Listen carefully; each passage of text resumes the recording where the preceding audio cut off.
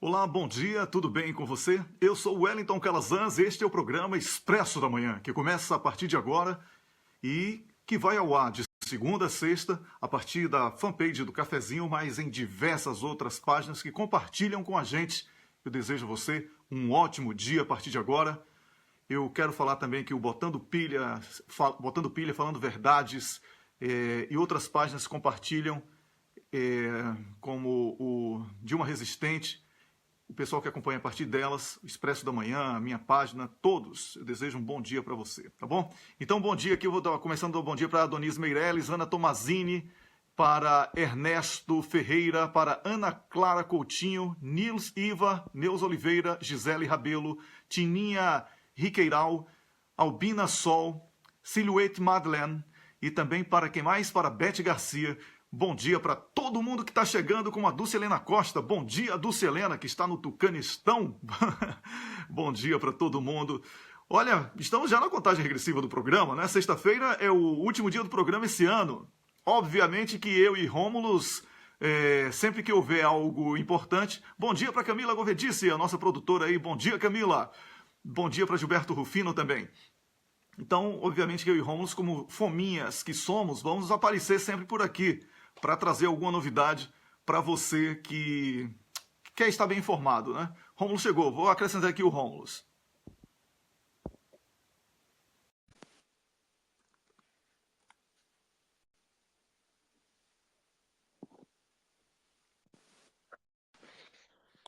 Bom dia, Ué. Bom dia, como é que tá você? Tudo bem? Antes, deixa eu dar bom dia para você que está nos assistindo também. Tudo ótimo, né? Depois de uma noite sem dormir, poder dormir 6 horas, tá bom já, né? Já é um bom começo, né, Rômulus? É verdade, é verdade. Não tem vida fácil não, para quem é blogueiro, viu? Não tem vida. Não, de jeito nenhum. Rômulus, é o seguinte, eu quero começar exatamente falando sobre esse esforço físico e mental que temos dedicado ao programa.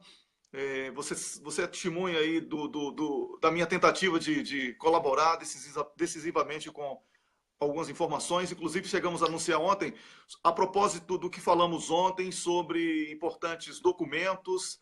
Nós ainda estamos testando a veracidade de algumas informações que nos chegaram.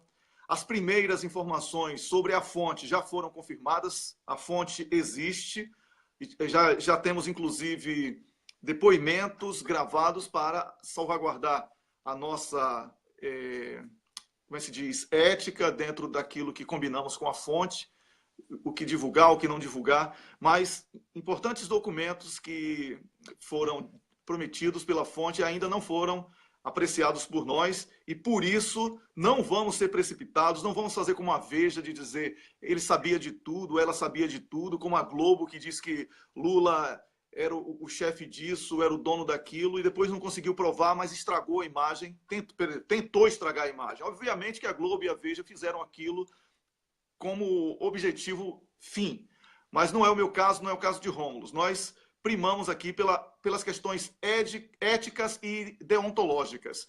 Então, se não houver ética e deontologia, não vamos mergulhar de cabeça em piscina sem água, tá? Eu quero deixar claro a você que me assiste, você que dá credibilidade ao meu trabalho de Rômulus, que temos esse compromisso de trazer, sim, informações muito importantes sobre a Lava Jato. E, inclusive, Rômulus pode adiantar algumas que já foram, inclusive, vamos dizer assim, testadas e realmente batem com o cenário que nós esperávamos. Enquanto você fala isso, eu já vou entrando em contato com Paulo Gamba, tá bom?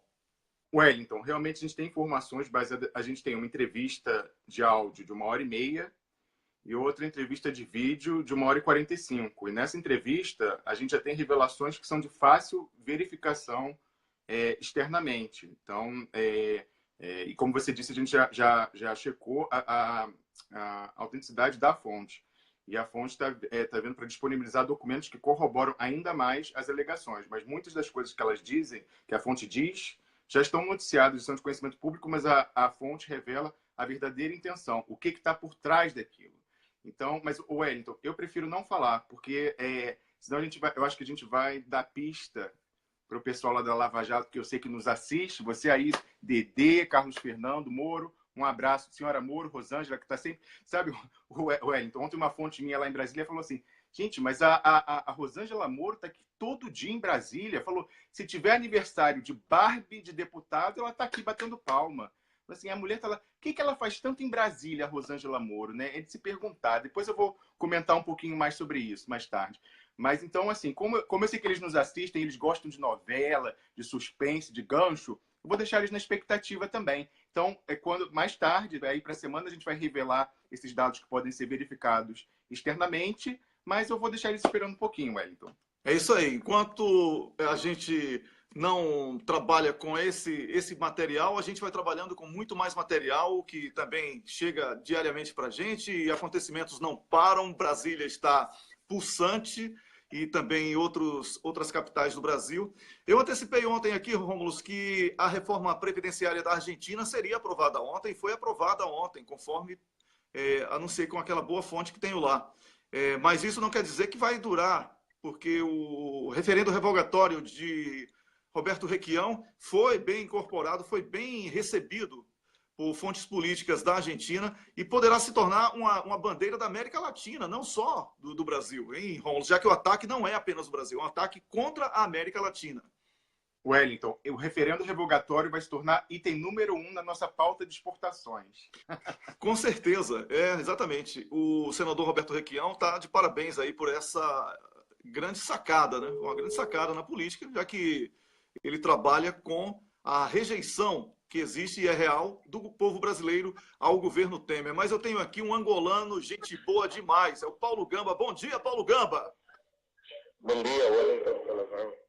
Tudo bem, Paulo Gamba? Eu estava com... Bom dia. Estava com tanta saudade de você ontem que liguei. Já queria que fosse terça-feira ontem, tá vendo aí? Sentimento recíproco, Wellington. Opa, que beleza ouvir isso. Ô, Paulo Gamba, eu quero saber de você o seguinte. Portugal perdeu a sua soberania militar, Paulo Gamba? Eu penso que sim, Wellington. E isso é uma estratégia dos Estados Unidos.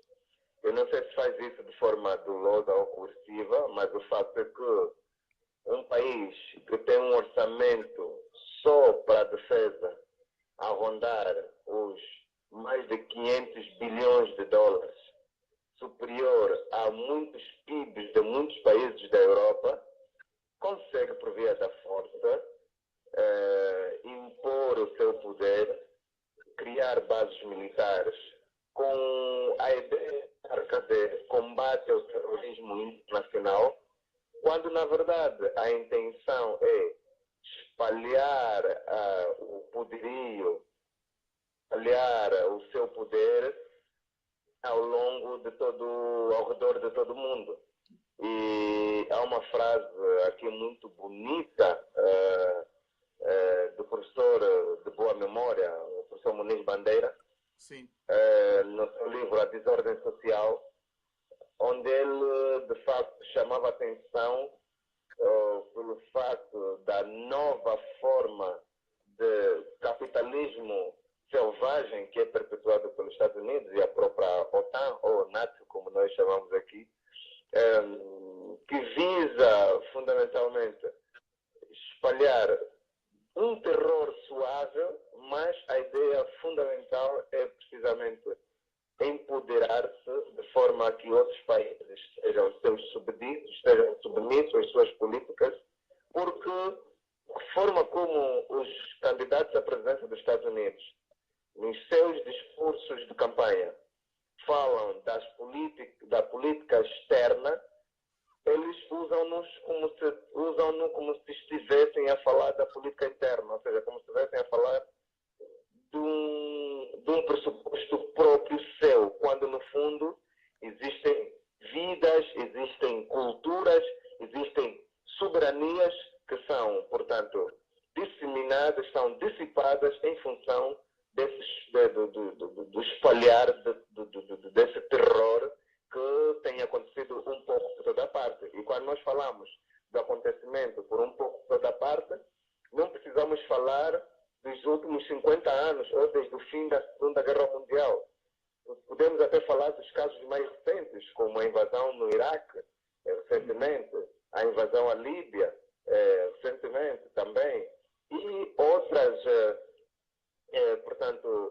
manifestações ou patrocínios de instituições ditas civis em determinados países sob capa de combate contra os direitos humanos, quando no fundo existem agendas políticas secretas que são perpetradas pelos Estados Unidos no sentido de colocarem cópias seus de forma a chegarem até a cargos de decisão no governo e, por sua vez, manter a tucose e a hegemonia no mundo.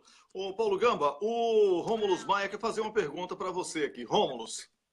Bom dia, Paulo Gamba. Eu queria trazer uma consideração para a sua apreciação, que é a seguinte.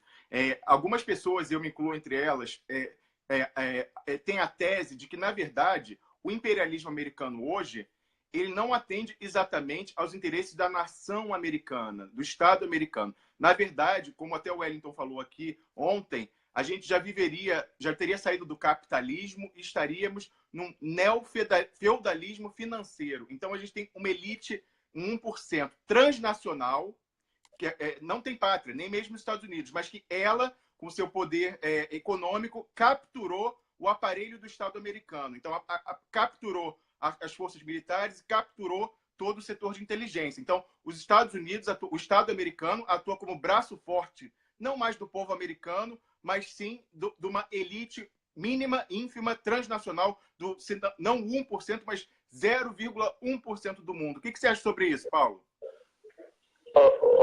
Rômulo, eu por acaso estou a ouvi-lo com muito sério, mas penso que não sei se podia repetir a pergunta. Eu vou repetir, eu vou sintetizar.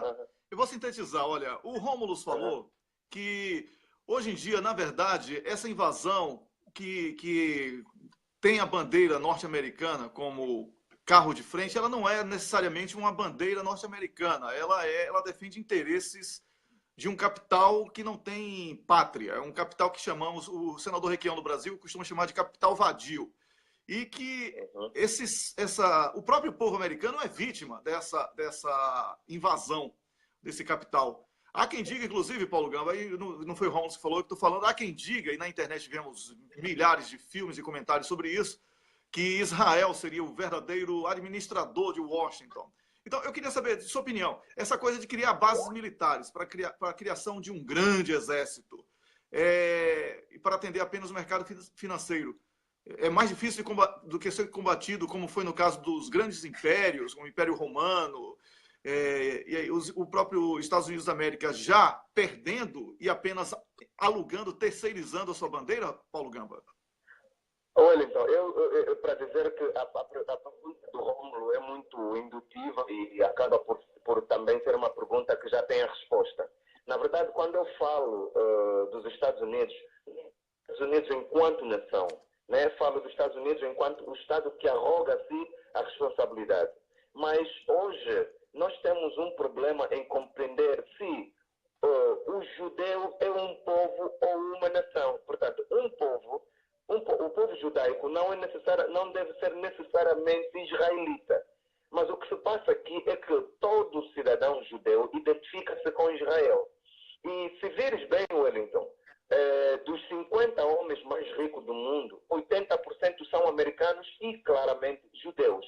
Então, existe um lobby muito grande entre Israel e os Estados Unidos, onde os Estados Unidos aparecem com a capa de principal mentor, justamente porque é um país, do ponto de vista da história moderna, com algum percurso, não é? Mas que, no fundo, o lobby judaico, quer do ponto de vista econômico, quer do ponto de vista financeiro, é bastante grande, que condiciona determinados elementos, mesmo a nível, aqueles elementos que concorrem para a presença dos Estados Unidos, cumprindo determinadas agendas. Isto, por exemplo, que aconteceu com a declaração de Trump para que os Estados Unidos reconhecessem Jerusalém como capital do Estado hebreu, foi precisamente uma promessa eleitoral que Donald Trump fez de acordo com o lobby que os judeus fizeram. Portanto, o acordo foi esse: nós vamos patrocinar a sua campanha, mas num prazo de 1 ano você deve declarar isso. E foi exatamente o que se fez. O Rômulo foi precisamente muito feliz na sua abordagem. O que de facto existe é precisamente isso. O lobby judeu é muito forte e Israel, por ter apenas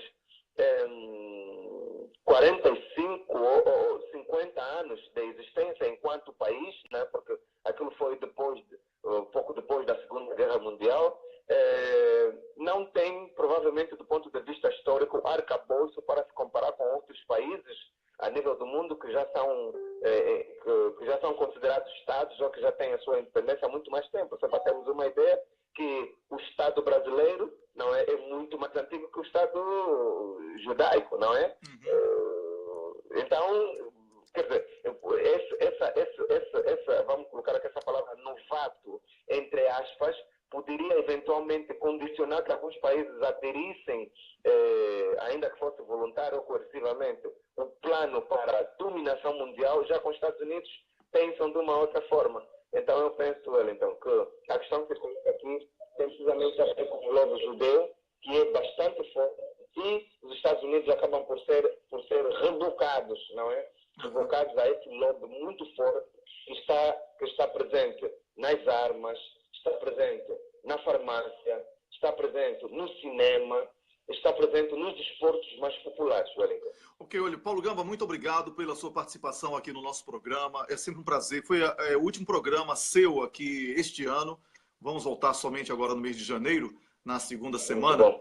E desde já eu desejo a você e a sua família, Paulo Gamba, um feliz... Lá em Angola falamos quadra festiva, né? Então, Feliz Natal.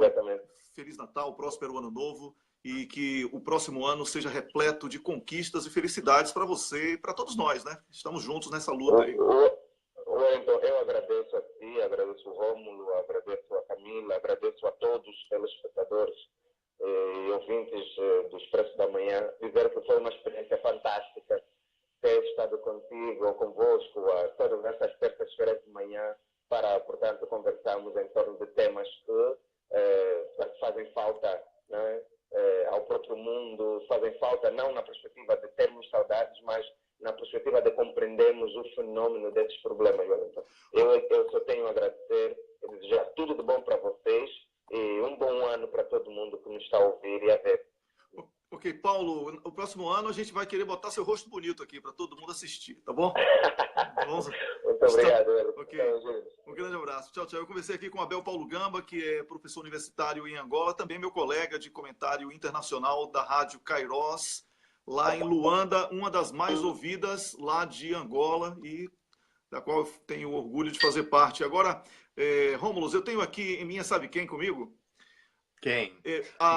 Ninguém menos do que a sua ministra do Planejamento, Maria Lúcia Fatorelli Carneiro, que está em Paris e vai fazer uma palestra hoje em Paris. Bom dia, Maria Fatorelli. Bom dia, Wellington, todos os amigos aí do cafezinho, tudo bem? Tudo ótimo, é um prazer estar aqui no programa Expresso da Manhã com você mais uma vez. Hoje você vai fazer uma palestra muito importante em Paris para falar os rumos do Brasil. Olha, eu estou tão curioso que eu quero saber qual é o rumo do Brasil, Maria Fatorelli. Olha, o rumo do Brasil é o rumo que nós sempre deveríamos ter tido. O Brasil é um país maravilhoso, um país da abundância. Nós temos que cuidar de desmanchar todo esse desmonte que tem sido feito no Brasil com essas reformas estúpidas. Reformas que desmontaram os direitos trabalhistas, que agora querem desmontar a Previdência Social. Aliás, já acabaram com o Ministério da Previdência Social e agora querem fazer a contra-reforma da Previdência. Aquela emenda constitucional que congelou por 20 anos todos os investimentos sociais, amarrando o Brasil. Nós temos que desfazer tudo isso, porque recurso é algo que não falta no Brasil.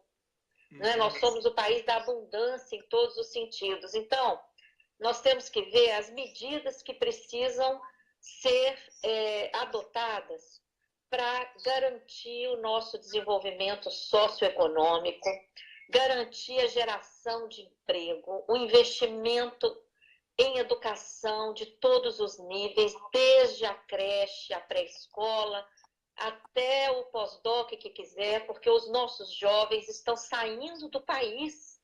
Enquanto nós temos mestres, nós temos todas as condições de oferecer tudo para para a nossa juventude permanecer no Brasil e continuar investindo e garantindo a melhoria do país, não é mesmo? Com certeza. E a fuga de cérebros, inclusive, foi tema de debate aqui no nosso programa há 15 dias, há 20 dias, com um cientista brasileiro que atua aqui no Instituto Karolinska, da Suécia, o Marcelo Monteiro. Eu vou passar agora para o Rômulus Maia, que quer fazer uma pergunta. Alô, Rômulus. Maria Lúcia Fatorelli, não tem como eu responder a provocação do Wellington Calazans. Nós tivemos o prazer de receber aqui na semana passada o senador Roberto Requião. E aí eu fiz uma provocação a ele, porque há muita especulação se ele será o candidato a vice na chapa de Lula.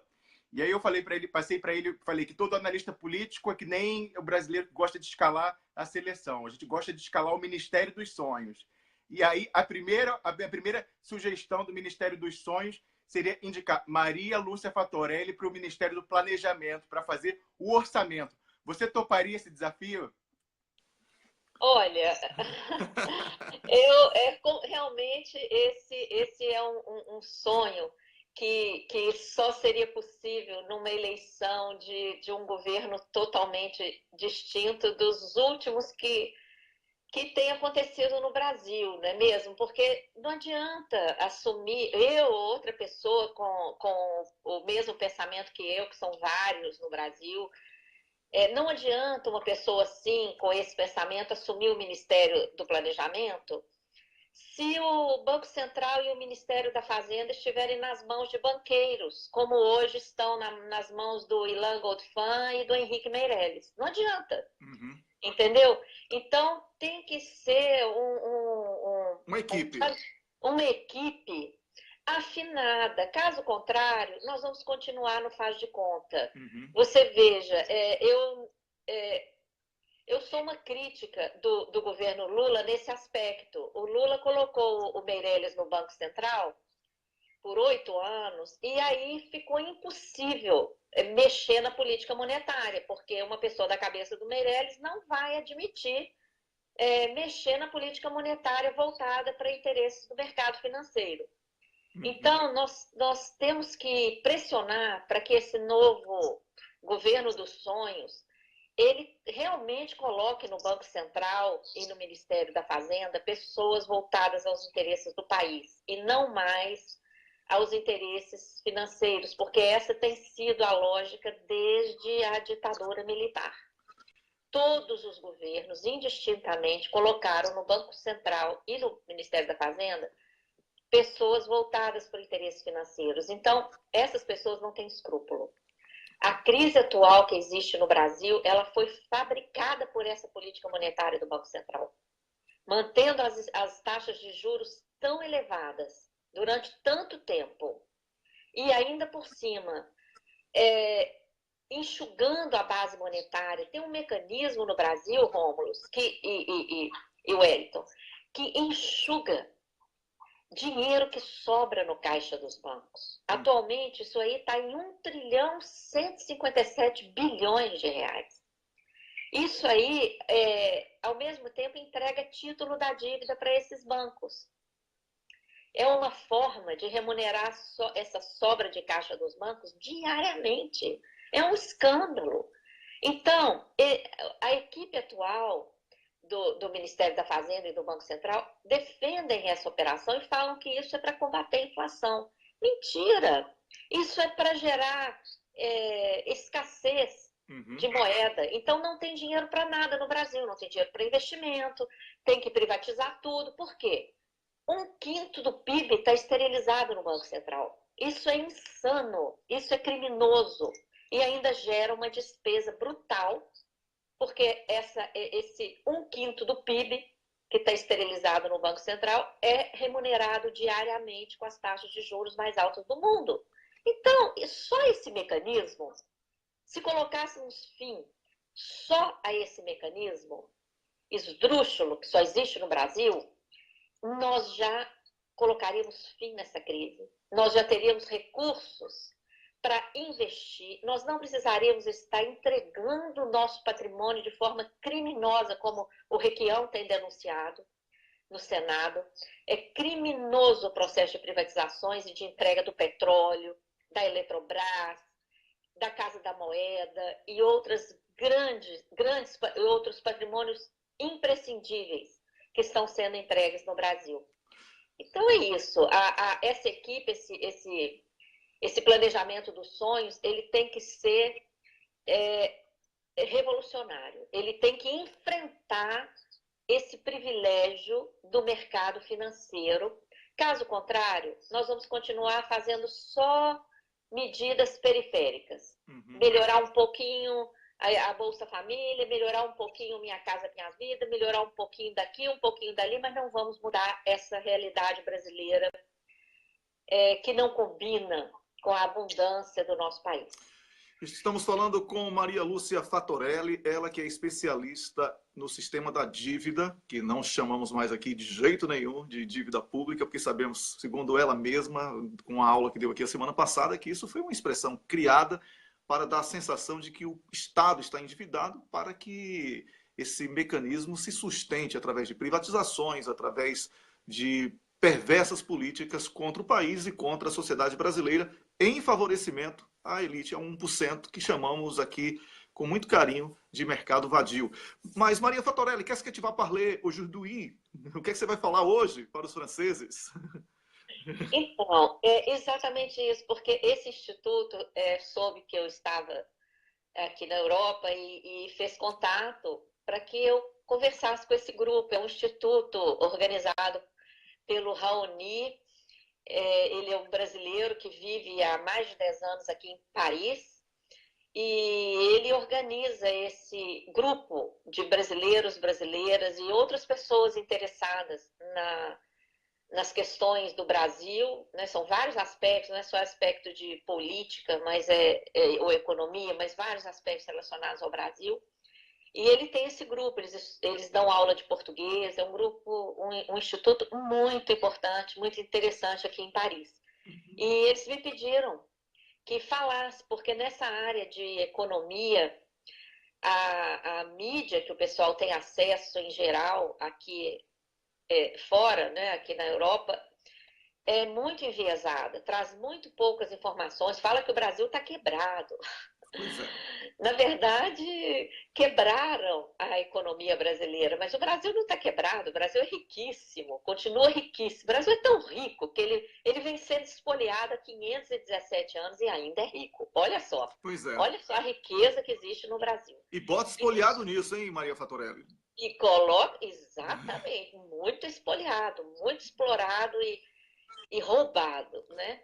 Mas esse discurso de que o Brasil está quebrado, que o Brasil... Isso é para diminuir a nossa autoestima, para não nos fazer ver as nossas imensas possibilidades e enxergar o que de fato está atrapalhando, está provocando essa concentração de renda e essa miséria do outro lado, no nosso belo país.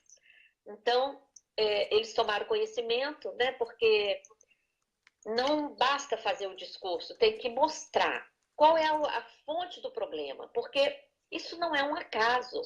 Essa concentração brutal de um lado, um relatório recente da Oxfam mostrou que apenas 6 pessoas, não é 6% não, meia dúzia de indivíduos detém 50% do patrimônio e da renda no Brasil. Isso é uma loucura, isso não é acaso.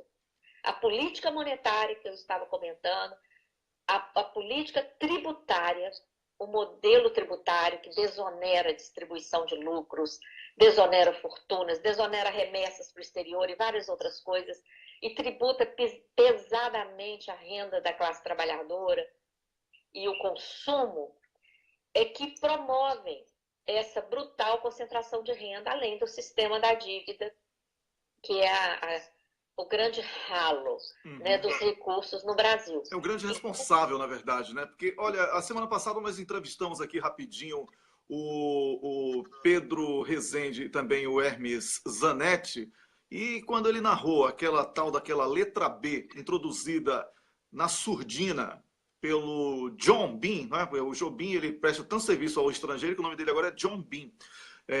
que é vergonhoso. Como é que essa Constituição está valendo? São 25 trilhões.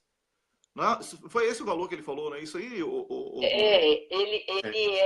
Esse professor, Hermes Zanetti.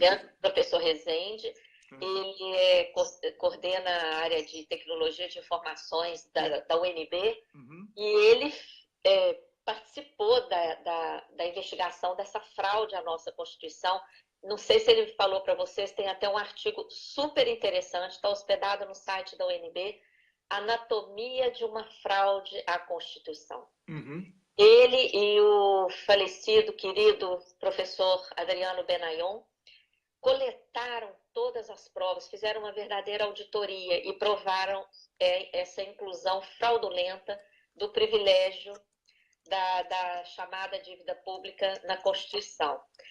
E eu queria aproveitar os minutos finais aí, Wellington, para comentar esse esquema que nós estamos combatendo no Brasil, dessa nova forma de geração de dívida pública através de empresas estatais. Eu não sei se ainda você tem tempo aí no programa. Sim, por favor.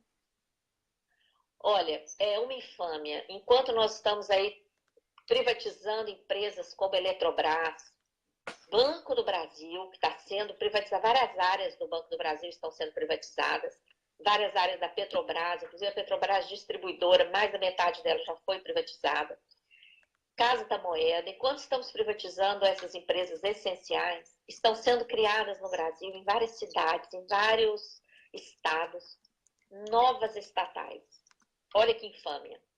Essas novas estatais estão sendo criadas para operar um esquema financeiro fraudulento que gera dívida de forma indireta, porque essas empresas são estatais, elas emitem papéis financeiros, elas vendem papéis ao mercado, oferecendo juros estratosféricos. No caso de Belo Horizonte, os juros que eles ofereceram em 2014 chegou a 23% ao ano.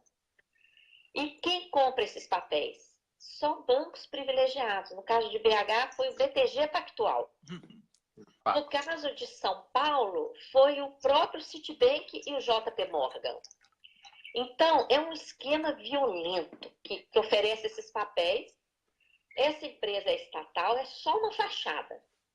Ela fica com uns 15% mais ou menos do que arrecada na venda desses papéis para cobrir as despesas financeiras e para pagar propinas, e repassa uns 85% a 90% para o ente federado.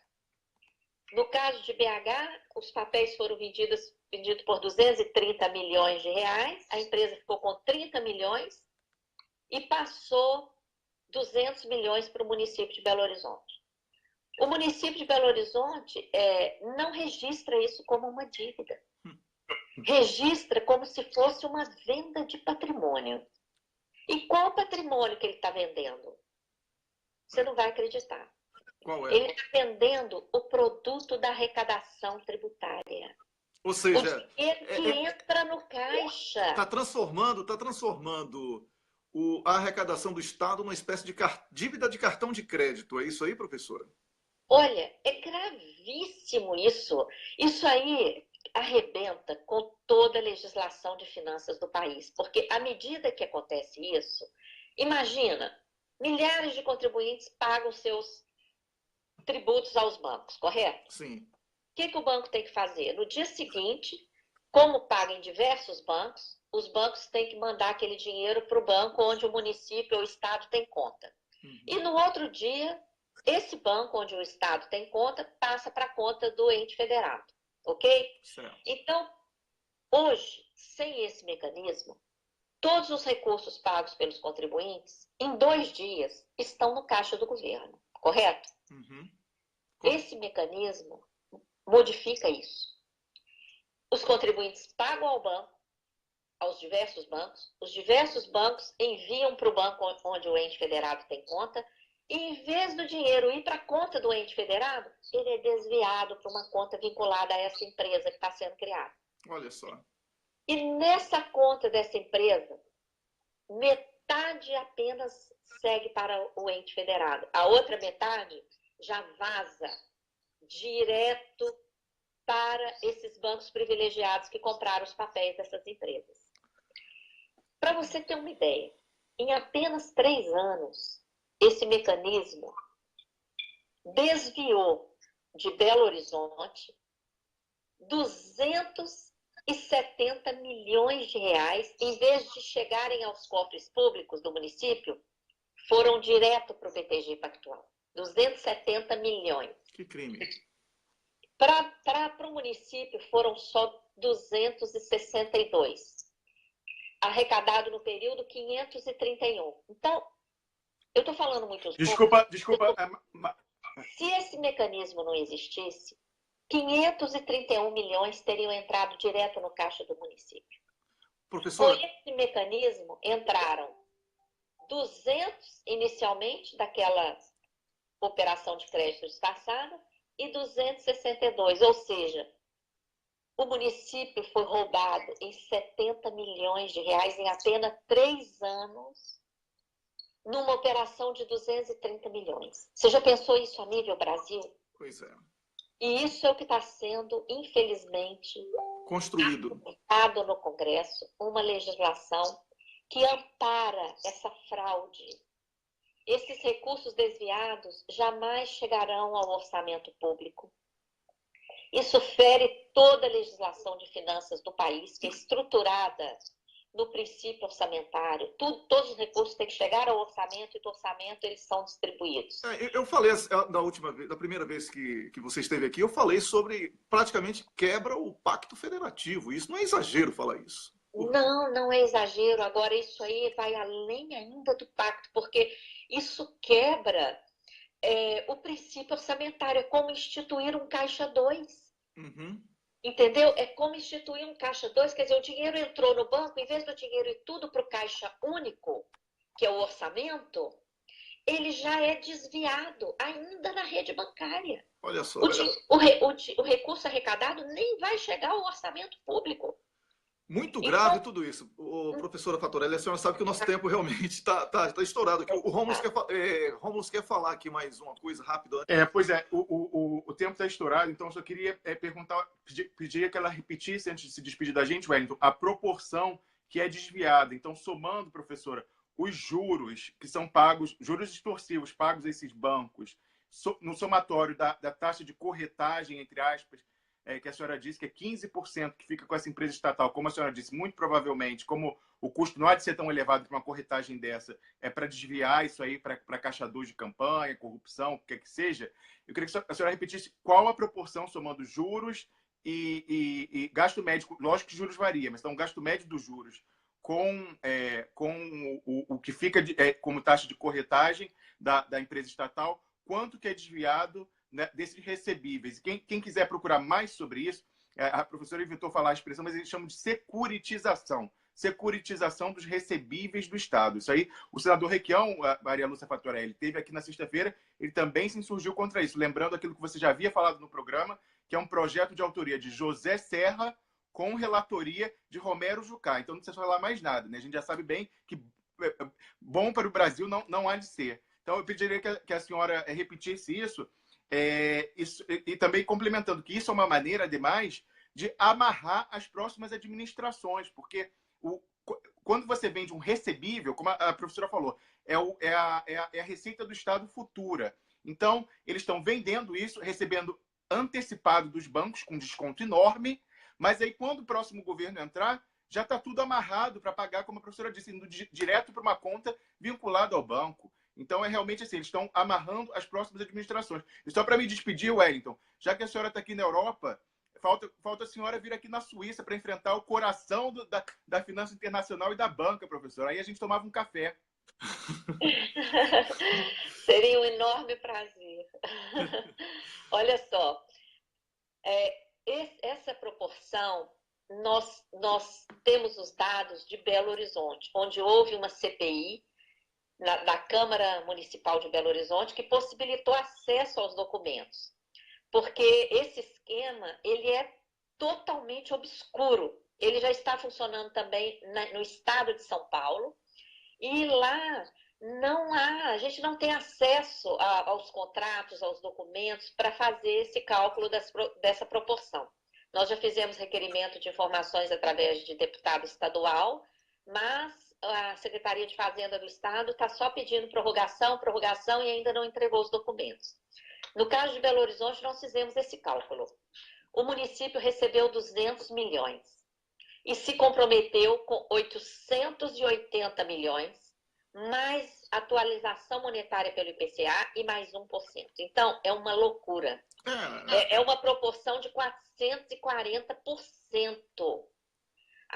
Até o momento, isso aí já significou uma perda efetiva de 70 milhões, fora essa transferência, que a transferência da arrecadação em si está sendo meio a meio. E essa questão de meio a meio aí também é uma jogada, viu? Eu já vi autoridades lá falarem, não, tudo que entra no banco é transferido para o município. Não é. Eles fizeram meio a meio para dar a entender que aquele valor que entra no banco entra no município. Não, é metade para um, metade para outro. Eles fizeram isso para enganar quem não chega a se aprofundar como a gente aprofunda quando faz uma auditoria. Mas, olha, é muito importante o programa de vocês abordar isso, porque esse tema da securitização, ele espanta as pessoas, porque é muito enrolado. Uhum. E à medida em que programas como o Cafezinho abordam isso, vocês estão popularizando essa discussão. E vocês estão de parabéns, porque isso é respeito a quem vai arcar com essa conta, que é o povo brasileiro. Olha, nós temos um compromisso aqui, professora, de trazer o que a gente chama de PIG, Partido da Imprensa Golpista, não costuma noticiar. Temas como esse, temas como fraude eleitoral, temas como o que a gente chama aqui de meganhagem, que é o abuso de autoridade. Daqui a pouquinho o doutor Rubens vai estar aqui falando com a gente, ele já está em linha, inclusive, aguardando. São temas que, lamentavelmente, não entram no debate graças ao monopólio midiático, que nós nem debatemos mais, porque já está evidente de que sem a democratização da comunicação social, o Brasil jamais será uma democracia. Então, e eu defendo aqui, isso é uma bandeira minha, não é do blog, não é do programa, mas talvez até o Rômulo seja simpático, eu defendo a privatização da Rede Globo, porque ela é uma empresa pública. Porque ela ganha dinheiro do povo, ela ganha o sangue do povo, ela ganha o suor do povo, ela vive disso. Inclusive, Rômulo, fazendo uma pesquisa, resgatou que a origem da família Marinho no Brasil está diretamente ligada a famílias escravocratas. Isso significa que já está no DNA essa exploração do povo brasileiro. Então, é importante a democratização da comunicação social, porque esse debate que elogiado... E olha, a crítica e o elogio, para mim, tem importância dependendo da origem. Ouvir um elogio de uma pessoa do seu peso, professora Maria Fatorelli, me enche de responsabilidade, não é de orgulho, não. É de responsabilidade para fazer cada dia melhor. Muito obrigado, eu desejo um Feliz Natal e um Ano Novo maravilhoso. Esperamos tê-lo aqui todas as semanas, a partir do próximo ano, a partir do dia 10 de janeiro, estaremos de volta. Tá bom? Muito grata, Wellington. Eu também desejo a você, ao Rômulo e a toda a equipe aí do Cafezinho, a todos os ouvintes, um ótimo Natal, um ano cheio de saúde, alegria e consciência. O que nós mais precisamos é elevar a consciência, sair da caverna. Eu tenho usado esse exemplo maravilhoso, porque no dia que as pessoas saem da caverna, elas não acreditam mais nas sombras. Não adianta. Pode ser a mídia que for falando das sombras, que elas vão deixar essa mídia de lado e vão enxergar tudo que está fora da caverna. Isso é que nós temos que fazer, e o seu programa dá um grande passo nesse sentido. Parabéns, prossiga. Pode contar comigo, é uma honra participar do seu programa. Um abraço grande, apertado, forte para todos vocês. O programa é nosso, hein? Esse programa é nosso, inclusive o público que faz com a gente. Muito obrigado pela participação e boa sorte aí na palestra. E falem aos franceses que o Brasil não está quebrado. É a forma como eles enxergam o Brasil que é totalmente distorcida. Só isso. Exato. Não é isso? Um grande abraço, Wellington. Muito grato. Um grande abraço, felicidades. Conversamos aqui com a especialista no sistema da dívida pública, Maria Lúcia Fatorelli Carneiro, que é professora, responsável nada mais nada menos que a auditoria das contas da Grécia, do Equador, e assim, é brasileira. Basta aproveitarem a mão de obra dela para que o Brasil ganhe um rumo muito melhor e mais interessante na economia, né? Ao invés de dar voz a banqueiro na equipe econômica, vamos dar a quem pensa o Brasil como um país, né? Um país com potencial de ser uma nação de verdade. Eu agora já estou em linha aqui, Rômulo, com o Dr. Rubens Francisco, que é o nosso comentarista de assuntos da área jurídica. Dia de terça-feira, que a gente mudou de segunda-feira para terça, o dia que nós falamos, ele começa sempre falando sobre a Lei Cancelier. E eu vou conversar. Bom dia, doutor Rubens. Bom dia. Você vai ter que desligar aí o som do Facebook, porque senão você vai ficar ouvindo com alguns segundos de atraso. E não vai... Eu já fiz isso, já percebi. É isso. Tá vendo aí como eu sou bom de ouvido, Rubens? Tá certo. Rubens, é um prazer tê-lo aqui. É o último programa desse ano. E eu queria saber de você quais as perspectivas de emplacarmos a Lei Cancelier e por que devemos lutar para que não sejamos nós, os brasileiros comuns, né, as próximas vítimas do abuso de autoridade no Brasil. Eu estava vendo aqui o comentário do pessoal que está participando aqui do programa, né? Uhum. Através de mensagens. Eu estou tentando localizar aqui, acho que é Ivailton o nome dele. Ele sintetizou bem numa frase: precisamos mostrar ao povo que o poder judiciário se transformou numa grande organização criminosa. É exatamente isso. Criar essa consciência através de canais de comunicação como esse, outro cafezinho do Expresso da Manhã, que é uma janela, né, para a verdade, que temos um grande problema. Quer dizer, temos vários problemas. A doutora Fatorelli estava expondo aí como se perde recursos de uma grande monta em prazo curtíssimo. E contrapondo com essa notícia agora, né, do Marcelo Odebrecht saindo da prisão, prisão preventiva, né, condenação preventiva. Estamos discutindo se pode cumprir prisão em segundo grau, já está cumprindo prisão em primeiro grau, a exemplo do Vacari. Então, o Poder Judiciário ele tá sendo o ator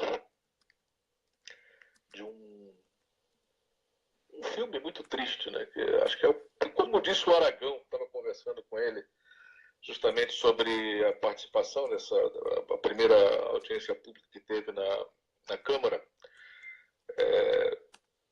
sobre a Lei Cancelier, articulando aí a aprovação.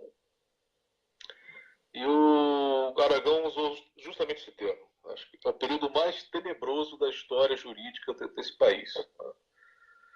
E a Lei Cancelier, tudo indica que vai enfrentar grandes percalços, confirmando essa tese, né, muito plausível, de que o Cunha articulou na Câmara para favorecer a Lava Jato, excluir do relatório o Tacla Duran.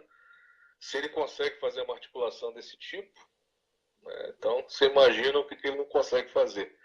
O nome que está sendo dito, não é só um comentário en passant, ele atinge o nervo da Lava Jato na medida em que ele expõe que o processo foi fraudulento. Como, aliás, a gente tem comentado desde que começou essa interação no programa. Foi uma das propostas que a gente estava comentando aqui, de focar nessa questão da fraude processual a partir da notícia que nós tivemos aqui em São Paulo, que o Ministério Público Paulista tinha dado uma ajudinha, né, lá para Curitiba, no sentido de criar prova no sentido epistemológico do termo. Né? Não é criação de prova de coleta, mas criação de forja, né? Uma confecção de prova. E o Marcelo Odebrecht foi notícia hoje aqui nos jornais matinais no Brasil,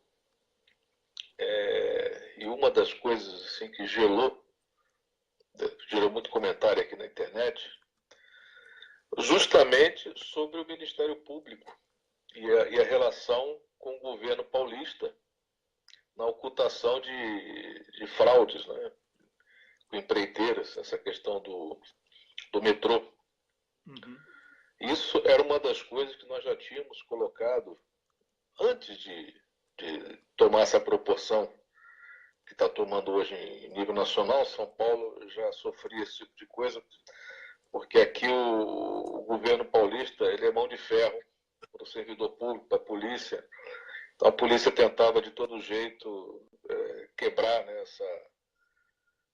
vamos dizer assim, essa amálgama, né, executivo, judiciário e Ministério Público aqui em São Paulo, que se fechava em copas e permitia, né, era muito permissivo nessa questão de corrupção, justamente porque tinha em troca essas leis estaduais aí que permitem os penduricalhos, os super salários. Então era uma promiscuidade administrativa que já vinha denunciando que o cenário ia ser lúgubre. Depois da derrocada da PEC 37 em 2013, Sim. Aí realmente o Ministério Público mostrou as garras, mostrou as presas de vampiro e realmente foi a derrocada. Hoje, 2017, como você disse, é o último programa do ano. Estamos há 10 anos do início desse calvário. Rubens, uma pequena correção. Hoje não é o último programa do ano. O último programa do ano é sexta-feira, mas é o último programa do ano com a beleza da sua voz, com a sua sabedoria. Então, aí... E né, como foi para o Paulo Gamba, nosso comentarista lá de Angola, como foi para a nossa nova comentarista Maria Fatorelli, que participou, que está em Paris. Então, é assim, nós estamos despedindo na medida em que os dias fixos dos nossos comentaristas, eles vão sendo encerrados. Então, o último programa é na sexta-feira, porque quinta e sexta eu e Rômulus vamos fazer uma retrospectiva do ano aqui, também com convidados. Pois não, Rubens? Tá joia. Não, tá corrigindo. O último programa do ano com a participação, né, desses comentaristas de terça-feira, do qual faço parte. Então são 10 anos desse calvário. Começou aí quer dizer, se concretizou com a condenação dessas novidades jurídicas de abuso de poder contra Zé Dirceu, Genuíno. Aí começou essa ideia da teoria do domínio do fato, a condenação literária, e tudo isso foi se solidificando, foi incorporando, e nós aceitamos isso, né? Ficamos assistindo, a coisa progredindo, se tomando forma, tomando uma proporção monstruosa, e agora estamos diante de um titã, né? Que é a única esperança, a única fundazinha para lançar uma pedrinha, né, fazendo uma analogia com Davi e Golias, né, que é um gigante, mas uma pedrinha acabou mudando a história lá, justamente do povo de Israel, né, que estava se comentando, o Paulo Gamba estava comentando aí a influência que eles têm no mundo, a história de Davi e Golias, que é a Lei Cancelier. A nossa funda, a nossa esperança. Nossa luta, não é, Rubens? A Lei Cancelier é uma reparação, uma reparação necessária nas leis do Brasil, mas, sobretudo, é uma luta pela preservação da memória de alguém que sacrificou a própria vida, não é? Por isso leva esse nome, que foi o reitor Cancelier, que sacrificou a própria vida para denunciar os abusos de autoridade, os abusos, sobretudo, daquela juíza, que eu nunca lembro o nome. É impressionante isso, Rômulo. Pelo amor de Deus. Janaína. É só celebrar da Janaína Pascoal. Pronto, da Janaína. Coitado de quem tem esse nome. Ficou um nome ingrato, né? Exatamente. Coitado de quem tem o nome Janaína. Eu realmente lamento. Eu tenho umas amigas, né, até muito simpáticas, mas infelizmente é um nome que está carregando aí Pois é, uma está carregando cruz pesada. uma cruz pesada mesmo. E a outra é a delegada Macarena, que a gente não fala o nome dela aqui, chama Macarena porque ela queria ser cantora ou dançarina do Faustão. O negócio dela era aparecer. E aí a lei foi para as cucuias e ela fez aquela tortura psicológica e aquela agressão e vilipêndio contra a imagem e o corpo do reitor Cancelier, que culminou com seu suicídio. Alô, Rômulo, quer falar? Só um comentário, Wellington. A delegada Macarena, que também dava aula lá no curso. O curso do advogado Marlos Arnes, aquele que recebe parte do que os acusados na Lava Jato pagam para os advogados para comprar delação camarada, ela também deu aula no curso. Pois é. Esse curso aí tem que ser investigado, porque se a gente tivesse democracia na comunicação social e não tivesse essa mentira chamada mídia técnica que inventaram aí, que é mídia técnica é uma forma elegante de dizer que o dinheiro vai só para 5 famílias que detêm a comunicação do país. Se eu tivesse uma equipe de 10 pessoas, eu acho que eu faria um jornalismo com o Miguel, com o Rômulo, com outros blogueiros aqui, melhor do que toda a Rede Globo, do que todos os outros aí, com certeza, porque realmente tem muita coisa que está na cara, assim, está na cara, não precisa. Tem documento assim em cartório que está falando assim, por favor, me divulgue, né? Vamos transformar esses documentos em macarenas, assim, para divulgar, dar luz a eles. Rubens, para a gente concluir nossa conversa, eu queria que você falasse num tom de esperança, hein? Porque o nosso programa aqui não é tom de brochado, não, hein? Atenção. Vamos vencer essa parada aí, vamos conseguir reduzir essa meganhagem que está tão absurda, que já é comparada com a ditadura militar, o Rubens? Então, na ditadura militar, se um coronel abusasse do poder, você corria para um juiz. O juiz abusa do poder, você vai correr para quem? Você está falando para ser otimista, né? É porque a nossa situação aqui está tão tenebrosa. A notícia ontem que o Moro estava lá tricotando com o Ministério Público Federal em dispensar a prova técnica do Lula. No caso do Lula. Né? Dispensar a prova significa assim, olha, nós estamos acusando sem prova e ele não pode provar que nós estamos mentindo. É só isso que está acontecendo com essa justiça canalha da Lava Jato e Ministério Público. É uma suruba. Rubens, desculpe, você estudou, Rômulo também. Vocês são doutores, fizeram mestrado, doutorado nessa área de jurídica e tal, mas, pelo amor de Deus, o que foi que fizeram com essa Constituição? O que foi que fizeram com essa Constituição? É só perguntar para o Rômulo aí, ver se ele estudou direito do inimigo quando ele estava aqui no país. Isso não existia, entendeu? Aliás, isso não existe. Curitiba criou, incorporou. Pergunta aí, Rômulo. Agora eu estou vendo você. Desculpa, Rubens. Não, só para comentar, você falou para me perguntar. Você sabe que eu sou uma vítima disso na vida pessoal. Eu falo que a minha luta contra o golpe, contra o arbítrio no Brasil, ela também é em nível pessoal. Eu sou interessado. Eu vim aqui para a Suíça fazer minha tese de doutorado. Uma das premissas da minha tese de doutorado era dizer que o Estado de Direito no Brasil era relativamente desenvolvido se comparado a países de mesmo tamanho, com semelhanças econômicas. Falando de Rússia, de outros países emergentes, falava que o Brasil era um país com a institucionalidade mais madura porque tinha um judiciário e um Ministério Público independente. Logicamente, a minha tese que estava para ser defendida entrou na geladeira, mas assim, está na CTI. Eu falo, meu orientador, você me desculpa, eu vou ter que esperar para ver o que vai acontecer em 2018 para rasgar ela e reescrever o que aconteceu. Pois é. Pode rasgar, Rômulo, pode rasgar.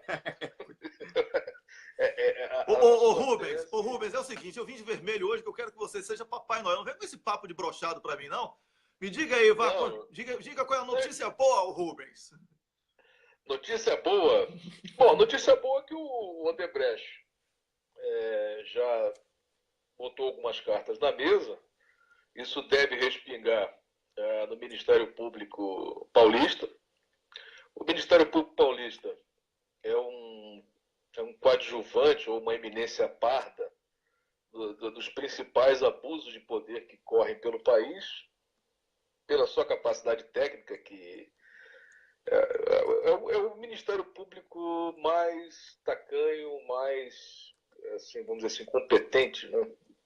Do lado negativo, mas é muito detalhista. Eles trabalham com afinco, pena que não usam esse potencial para o bem, né?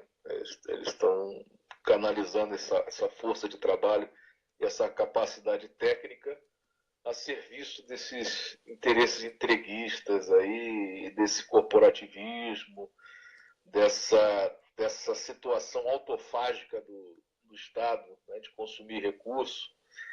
Como bem falou aí a professora Fatorelli, de uma cifra de 400 milhões que sai em menos de 3 meses, e você vê que o Marcelo Odebrecht ele foi condenado a 19 anos de prisão porque teria pago um total de propinas de 138 milhões em 8 anos. E está 19 anos dessa confusão toda.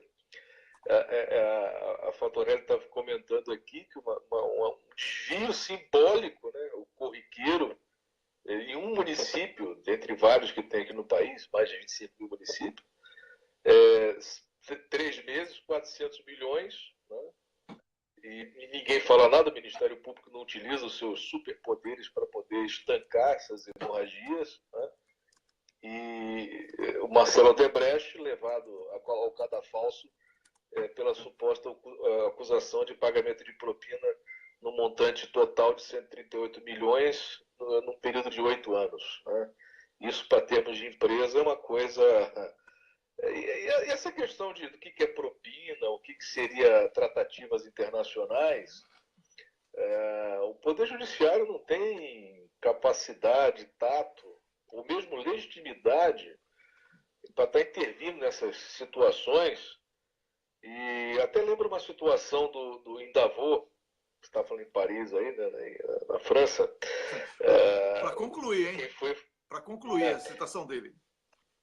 O Janot Sim. foi nessa última convenção de Davos, e lá falaram para ele que antigamente você ouvia dizer, isso franceses comentando, né? E ele achou que isso foi um elogio. Isso que eu achei interessante, da entrevista depois. Depois ele percebeu que os franceses tiraram sarro dele, mas ele tomou como elogio. Que antigamente, quando se falava em Brasil, se ouvia falar de generais, né, coronéis. E hoje se ouve falar em juízes e promotores. E ele se sentiu lisonjeado com aquilo. Quando chegou no Brasil, caiu a ficha. Quer dizer, pô, é um idiota. Tirando sarro de você lá. Porque no ano anterior, quem tinha ido lá, quem foi a estrela de Davos, foi o Odebrecht. Foi Marcelo Odebrecht. E com toda a política expansionista de Lula, a economia em franca expansão, quer dizer, a incapacidade do Ministério Público de entender o mercado privado, de entender as relações comerciais, e como é que ele foi um elefante numa loja de louça. Ele destruiu tudo, aniquilou cadeias. Desculpe se eu estou sendo broxante, como você está falando, mas só fizeram caca, cara. Só fizeram porcaria. Pode falar, só fizeram cagada. Aqui nós temos licença poética para a linguagem fecal, porque já superamos essa fase na infância, tá? Então, assim, o único caminho da redenção era um meia-culpa, que não vai acontecer, porque a humildade passa longe desses seres supremos, como bem disse o Cacai, lá no julgamento da Lava Jato em Curitiba, que teve um julgamento popular, né, Tribunal Popular.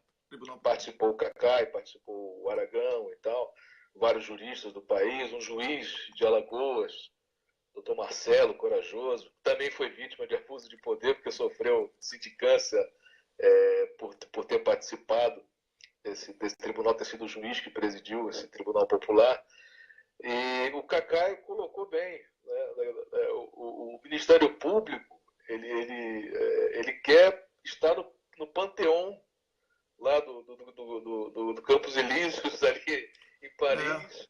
Eles eles se acham seres iluminados. Exatamente. Eles jamais admitirão, por mais evidente que esteja, que foi desastrosa, né? Você vê o resultado aí do pré-sal, como também a doutora Fatorelli comentou, está expoliando as nossas riquezas, a entrega fiscal, né, resultando no prejuízo. Não, olha, Rubens, olha, sobre isso aí, eu tenho que falar o seguinte, o judiciário que foi vendido, junto, e também aí entra no pacote Ministério Público, Polícia Federal, né, porque ninguém foi mais feliz em resumir o momento brasileiro do que Jucá. Nesse aspecto, Jucá, eu sei que você assiste o programa, você está com medo do cacete do que a gente fala por aqui. Suruba. Mas olha, o termo suruba... Peraí, Wellington, um minuto. Só para lembrar, Jucá, que uma fonte muito boa minha no mercado, soltou a bomba na semana passada, que abalou Brasília, e está deixando... O Jucá realmente deve estar assistindo o programa agora, para saber se eu vou falar disso. É aquela bomba que o Jucá operou o Rodrigo Maia na quinta-feira passada, com aquela coisa da reforma da Previdência que ia ser votada, e o Jucá falou só no fim da tarde que ela ia ser só no ano que vem. Eles estão operando vários políticos para esquentar dinheiro frio na Bolsa. Lógico, ele fingir que o dinheiro que ele ganhou foi na Bolsa com essas compras do que se chama de day trade, que é a pessoa vender de manhã e depois a ação cair, porque vai ter uma notícia ruim, e recomprar no fim do dia. Então, o Jucá já sabia que ia puxar o tapete do Rodrigo Maia, então o que ele fez? Vendeu de manhã, ele ou alguém, o interposto, enfim, mas para todos os políticos estão fazendo isso. Venderam as ações de manhã na quinta-feira na Bolsa de Valores, aí ele mesmo noticiou, logicamente que por meio de laranja, corretores, não é diretamente. E a CVM não fez vista grossa. Se ela pegar quem comprou e quem vendeu, ela acha, acaba Brasília, cai a República. Vamos ver se vai fazer isso. Até eu sugiro que os congressistas provoquem a CVM. Eles venderam, aí o Jucá anuncia na quarta-feira que a Previdência vai cair, o mercado se desespera, derruba, e ele recomprou. E aí quando o pessoal fala, mas Jucá, você tem uma mansão, ele fala, olha, eu comprei na Bolsa, eu sou um ótimo investidor. Então, ele está fazendo isso. Inclusive, eu recomendei que nossos amigos, que hoje na convenção do PMDB vão disputar o golpe que o Jucá tenta dar, lembrem isso também, que ele é o capitão e ele que operou o presidente da Câmara, Rodrigo Maia. Operar é uma gíria do mercado, quando você ganha em cima de alguém. Ele operou o Rodrigo Maia para esquentar dinheiro. Olha só, mais uma do Rômulo. Isso aí foi divulgado, né? Foi divulgado essa semana aqui no blog também.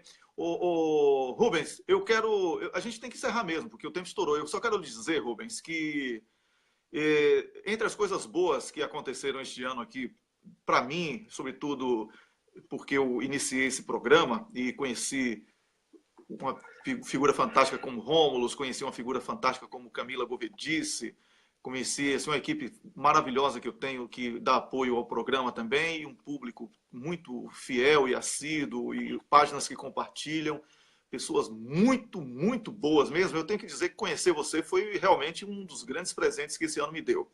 E eu desejo a você, Rubens, um Natal muito bom, e que o seu ano novo seja com mais força ainda, porque você tem lutado para derrubar esse leilão fraudado do pré-sal, e que você consiga, porque você está carregando aí uma causa que é de todos os brasileiros, é devolver o pré-sal ao Brasil. Então, é um peso muito grande, sou solidário a você nessa luta, e espero que você e sua família sejam felizes o suficiente para que possamos ter coisas boas aqui para comentar no ano de 2018. Eu quero dizer apenas que quando eu abri falando do Jucá, é que ele usou a expressão suruba para definir o que é o Brasil. E quando ele falou com o STF, com tudo, ele não brincou, não. Ele falou, ele sabia o que era que estava falando. Eu não entendo, esse pessoal que grita é golpe e fica esperando que as instituições funcionem. Se é golpe, ô cacete. Não dá para brincar com isso. Exatamente. Mas, Rubens, um abraço para você, meu irmão. Um abraço para vocês todos. Feliz Natal para todos vocês aí na Suécia, na Suíça. Todo mundo que está aqui ouvindo, participando do programa. E, pessoal, 2018, dia 24, todo mundo lá, hein? Porque não esperem do judiciário a justiça. A justiça tem que ser feita pelo povo. Então, o povo tem que mostrar que está atento. 24, não é pelo Lula, não é pelo PT. Entendam? Amanhã a vítima pode ser você, pode ser o seu pai, pode ser seu filho, pode ser seu irmão.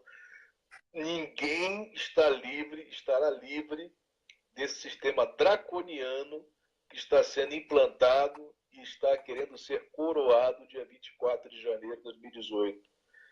Você tem que estar lá em Porto Alegre, não é pelo Lula, não é pelo PT, é por você mesmo, pela sua família e pelo Brasil. É isso aí, Rubens, com certeza. Todos os dias 24 em Porto Alegre para defender a democracia e justiça para todos, inclusive para Lula. Um abraço para você, Rubens. Tudo de bom. Tchau, tchau. Eu conversei aqui com o Dr. Rubens Francisco, que é o nosso comentarista para assuntos jurídicos aqui no programa Expresso da Manhã, que vai ao ar de segunda a sexta, às 6 da manhã, mas ele comenta aqui dias de terça-feira no programa. Então, eu passo a palavra para você agora, Rômulus.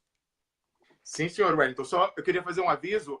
A denúncia do Jucá, que está publicada lá no blog do Cafezinho, eu já coloquei na descrição do programa para todo mundo ir lá ver. Como eu falei, é uma fonte da nata do mercado financeiro, que isso está na boca pequena, correndo ali. Todo mundo sabe, inclusive, essa informação privilegiada foi vendida para operadores do mercado. Então, CVM deveria verificar quem vendeu de manhã e quem comprou à noite, ou quem vendeu na véspera e comprou no dia seguinte à noite. Só que não vai fazer, porque isso pega todos os políticos, Wellington, que estão esquentando dinheiro assim. E não é só hoje, não. Não foi só com essa operação, eles fazem isso direto. E a CVM não vai fazer nada. Mas ela também precisa ser provocada por parlamentares. Então, eu vou pedir aí no ar. Paulo Pimenta, Vadir Damus, vamos provocar a CVM, né, para eles serem obrigados a se manifestar, por favor. Assim como a Globo, Wellington, naquele dia da delação da JBS, a CVM disse, eles venderam, né, para recomprar e ganharam com o furo que eles iam dar porque a bolsa ia desabar. Eles fizeram isso sim. Mas sabe quem também fez isso? Os irmãos Marinho.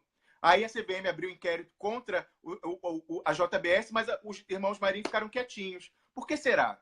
Então, por falar nos irmãos Marinho, Wellington, eu queria fazer com você uma gira do noticiário político, algumas coisas relevantes. Você sabe que o nosso amigo, né, o Tacla Duran, que derrubou a casa em Curitiba e continua derrubando, ele retuitou uma matéria do Globo, jogando os procuradores e o juiz Sérgio Moro ao mar. Até a Globo, que era a última das resistentes ali, já desistiu. Então, olha o que a Globo botou a matéria. Inquérito da delação da JBS estão parados por falta de acesso da Polícia Federal aos documentos. E aí, nessa matéria muito interessante, eu tuitei ela dizendo o seguinte, segundo o acordo que a Justiça fez com a Odebrecht, só o Ministério, e o Sérgio Moro determinou isso, só quem pode ter acesso às planilhas do Odebrecht, entre aspas, que são falsificadas, é o DD. Nem a Polícia Federal pode, porque eles têm medo de que a Polícia Federal vaze, né? Que tem rivalidade entre o MPF e a Polícia Federal, então eles têm medo que nessa para queimar o MPF, alguém da Polícia Federal vaze, uma coisa assim, não, que o DD está falando é mentira.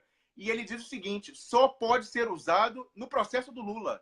Então, assim, é aquela coisa, como eu falei, é falsificada, então eles não vão usar contra Tucano, contra ninguém. É só no processo do Lula que pode usar essa prova que não vale nada. Porque, como eu disse, essas planilhas do Odebrecht, elas são um documento, uma planilha de Excel. Se eu quiser aqui, eu faço uma agora, dizendo que eu acabei de mandar 10 milhões para o Wellington.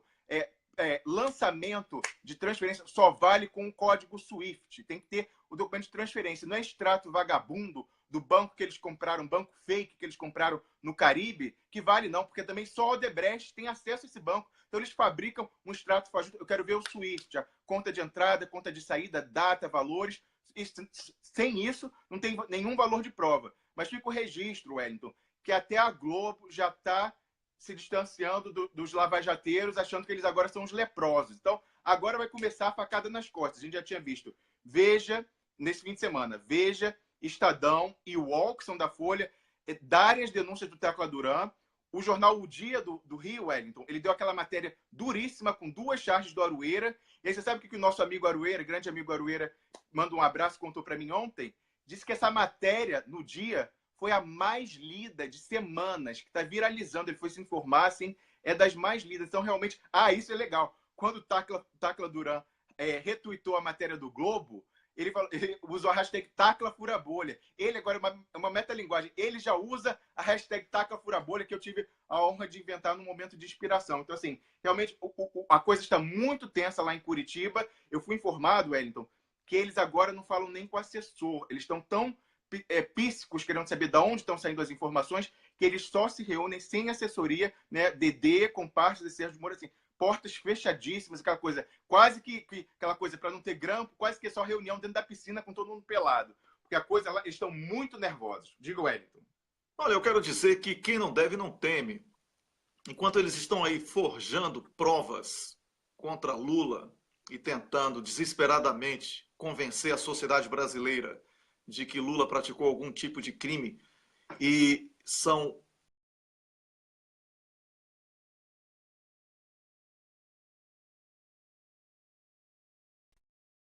pela interrupção. Wellington, alguém ligou, né, para você? Foi uma interrupção aqui. Então, peço perdão por isso. Eu quero dizer que essa tentativa, só voltando aqui, tá? Eu estava falando sobre o desespero de condenar Lula, de convencer a sociedade brasileira de que Lula praticou algum tipo de crime.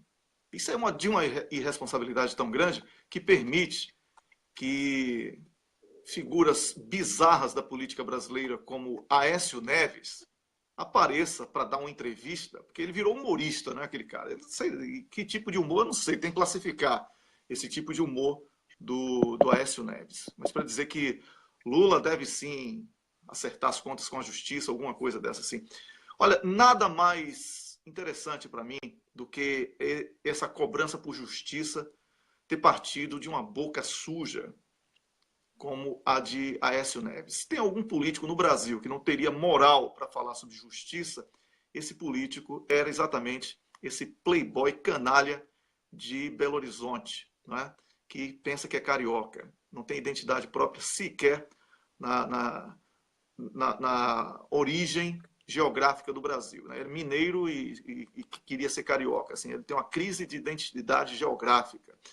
Entre as crises de identidade de Aécio Neves, nós temos aí a cara de pau, né? Que ele não sabe se ele assume a cara de pau que é, ou se ele assume essa cara de eterno playboy, netinho do vovozinho Tancredo. Só que você cresceu, você já é um velho, viu? Velhaco. Não é um velho idoso, você é um velhaco, tá, Aécio? Você não é mais um menino, um playboy. Não adianta botar botox, esticar a pele, nada disso, tá? Agora, para falar de Lula, Aécio, você tem que lavar a sua boca, limpar o seu nariz, né? A cocada branca lá da Bahia, né? Deve estar aí corroendo tudo por dentro. A cocada branca da Bahia dizendo que é forte pra cacete, né? Então, você falar de Lula, Aécio, você limpe a sua boca, escove os seus dentes, para ver se sai alguma coisa boa de sua boca, porque você só fala merda, tá bom? Então, quando você fala de justiça, você é a cara de Sérgio Moro. Canalha. Lava Jato é a sua cara, Aécio. A cara do abuso de autoridade, a cara do quem manda nessa zorra sou eu, a cara de quem caga nas leis e sabe que não vai ser punido. Aécio Neves, Temer, Globo, Jucá, Moro, Dedê, Carlos Fernando, esse povo aí dessa suruba do golpe, vai ter que acertar as contas com o povo brasileiro. Então, esses caras porcos, com todo Wellington. minuto, com todo respeito aos porcos que estão querendo julgar a maior autoridade política do Brasil, Rômulo. Isso não podemos aceitar. Por isso que o convite do Rubens, o convite de outras pessoas tem que ser aqui ouvido por você que tem condição de fazer esse esforço. E se não tiver, que faça um esforço ainda maior. Precisamos ocupar Porto Alegre no dia 24 de janeiro. Temos que ter 1 milhão de pessoas lá. Ah, estão falando de 100 mil. 100 mil é comício de prefeito de cidade pequena. Lula é a maior autoridade do Brasil. É a maior autoridade política da América Latina. Nós precisamos lutar em defesa de Lula, sim, porque defender Lula significa defender a democracia. E não dá para pensar diferente. Quem abandonar Lula agora, nesse momento, estará se revelando apenas um grandíssimo canalha. E é esse momento que vai definir quem é quem na política brasileira, inclusive da ala progressista. Inclusive da ala progressista. Quem negar aqui apoio a Lula ou jogar Lula às traças, principalmente quando houve um Aécio abrir a boca para falar de justiça, um Sérgio Moro condenar Lula. Sérgio Moro condenar Lula? Por quê? Qual a prova? Meu Deus! Quando eu falo meu Deus aqui, isso é uma linguagem figurativa, tá? Para não ficar aqui parecendo que eu estou pregando religião. Então, o momento é de atenção mesmo. O momento é de muito cuidado com o futuro da democracia brasileira. Precisamos defender a democracia brasileira e Lula é o símbolo de que o poder emana do povo e por ele deve ser exercido.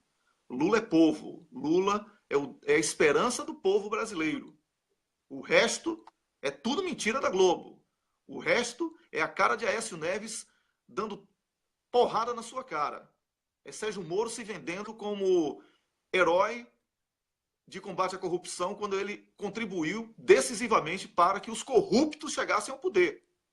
E talvez seja ele também, no mínimo, comparsa da esposa e do seu padrinho de casamento na venda de delações. É esse cara que condenou Lula.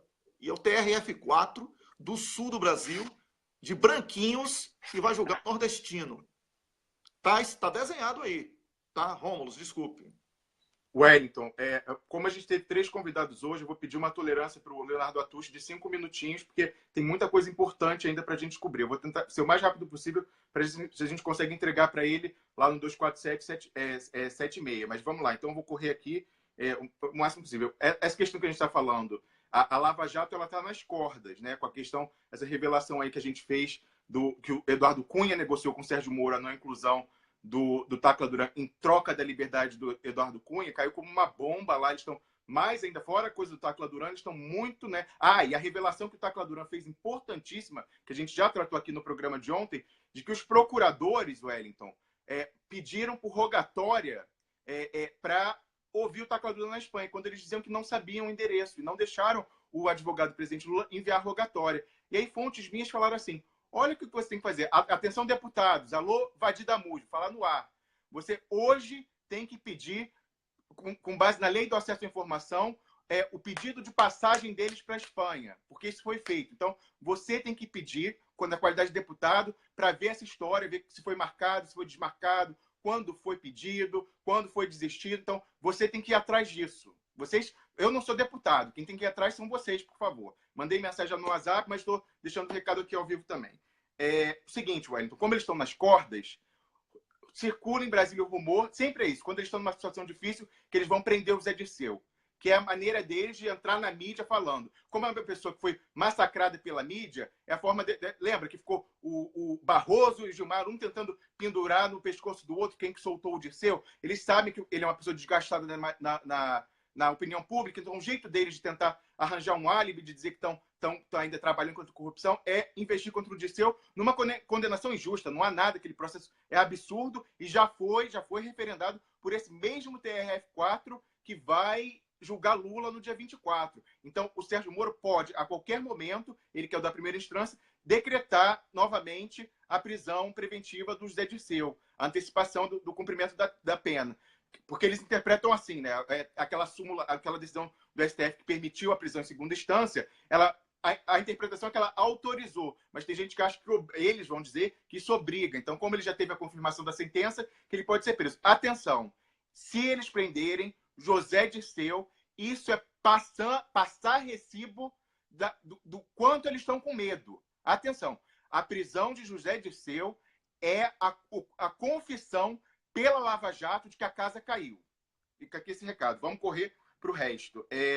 Deixa eu ver aqui. Sim, eu falei no início do programa sobre a senhora Sérgio Moro, que ela está lá em Brasília todo dia, que ela, até se tiver festa de Barbie, de filha de deputado, ela vai lá bater palma também. Pois então, as pessoas, a maioria das pessoas assim, que não estão ainda convencidas das conspirações do Sérgio Moro, mas que são isentas, falam assim: que não tomam partido, não são do partido da Lava Jato, elas dizem assim, ela está aqui para se aproveitar da fama do Sérgio Moro para os lobbies pessoais dela. Então, coisa da APAI, ela está aproveitando a popularidade dele, essa coisa, para vir aqui se beneficiar disso e fazer avançar os lobbies dela, os interesses privados. Só que a questão é diferente. Quando a gente tem essa revelação de que o Sérgio Moro negociou com o Eduardo Cunha a exclusão, por exemplo, só essa, a exclusão do Tacla Duran do relatório da CPI, e a gente viu ali que na véspera do Tacla Duran depor na CPMI, aquele depoimento bomba que começou a acabar com a Lava Jato, ela passou o dia no Congresso Nacional em reuniões. E como eu disse, o Sérgio Moro negociou com o Eduardo Cunha, mas quem excluiu na Lava Jato foi o Carlos Marum, que é o homem do Cunha, que agora vai até para o Ministério do Temer, né? O Renan Calheiros falou que ele vai ser o primeiro-ministro agora do governo, nesse semipresidencialismo que já existe de fato no Brasil. Pois então, será que ela foi, Wellington, a senhora Moro, foi como representante plenipotenciária de Sérgio Moro fechar os detalhes? Porque o Carlos Marum não apareceu no dia do interrogatório do Tacla Duran. Não apareceu nem ele, não apareceu o presidente da CPI, o senador, só ficaram os parlamentares do PT. Por que será? Aí ela alegou, ela plantou uma notinha no Globo para justificar a presença dela na véspera do Tacla Furador Bolha. Ela justificou dizendo que ela foi lá plantou uma nota no Globo dizendo que ela foi lá fazer lobby, um lobby muito bom, um lobby pela isenção de impostos de remédios para doenças raras. Mas o projeto que fala isso, Wellington, ele está lá desde 2015 e ela não tem nenhuma urgência. Ela apareceu lá na véspera do Tacla Duran para falar sobre isso. Só que eu quero revelar uma coisa para o nosso público que outra fonte me falou também. Por que ela foi tratar de isenção de impostos para doença rara se no Brasil, hoje, com a judicialização da saúde, os juízes determinam que o SUS pague dado para toda a população, as pessoas que têm doenças raras, essas medicações importadas. Não tem objeto, se é o SUS quem compra, não paga imposto. Então, é mentira a história dela. Ela não estava lá para fazer isso, porque as associações que cuidam de pessoas com doenças raras, hoje, todas conseguem decisão da justiça para o SUS pagar os seus medicamentos. Então, é mentira, é mais uma evidência de que ela estava lá para evitar o Tacla Fura-Bolha. Fala aí rapidinho, Wellington. Então, Romulo, ao invés de falar rapidinho, vamos fazer o seguinte, olha. Eu vou pedir ao Miguel do Rosário para que você participe do programa ao meio-dia e tenha 5 minutos ou 10 no programa dele para expor com mais tranquilidade, porque nós temos um compromisso de horário e isso eu quero que você entenda, assim, é muito sério essa coisa de horário e a gente precisa cumprir, porque a gente está tentando fazer um estágio de criar uma troca de programas de diferentes sites onde todos compartilhem, criar uma espécie de rede. Então, se nós não conseguirmos obedecer aqui, nós não vamos consumar. É um projeto de longo. Certo. Mas assim, Wellington, a gente precisa de mais tempo no final. Então, vamos tentar ficar com 2 convidados, porque realmente tem coisas que a gente tem que comentar. Então, a gente tem que passar o noticiário. Então, eu faço isso com o Miguel, então. Então, tá. Eu peço desculpas a você, Rômulo, porque eu sei que são informações importantes, não só para mim, como para o público, principalmente. Mas eu espero que você entenda, né? Nós temos um compromisso e isso faz parte de um acordo. Quando tem acordo, é preciso cumprir para evitar transtorno. Então, Rômulo, eu converso com o Miguel daqui a pouco. Então, para você, quem é o cocô do dia? O cocô do dia é Rosângela Moro, que está lá em Brasília, diz ela fazendo lobby para a indústria farmacêutica, mas, na verdade, tratando dos interesses do seu marido, que é refém do Eduardo Cunha. Ele é o presidiário. O Eduardo Cunha é o chefe da Lava Jato. Tá bom, então eu vou colocar como cocô do dia também a Rorô, né? Que é muito boa de vender delação, segundo Tacla Duran. Ela negocia muito bem esse assunto, né? Então, por ela ser tão esperta e pensou que jamais seria descoberta, ela hoje é o cocô do dia aqui do programa Expresso da Manhã. Vamos nessa? Passear no banheiro que eu me sinto feliz. Vamos lá, dá descarga, todo mundo dando descarga aqui no número 2. Rosângela Moro.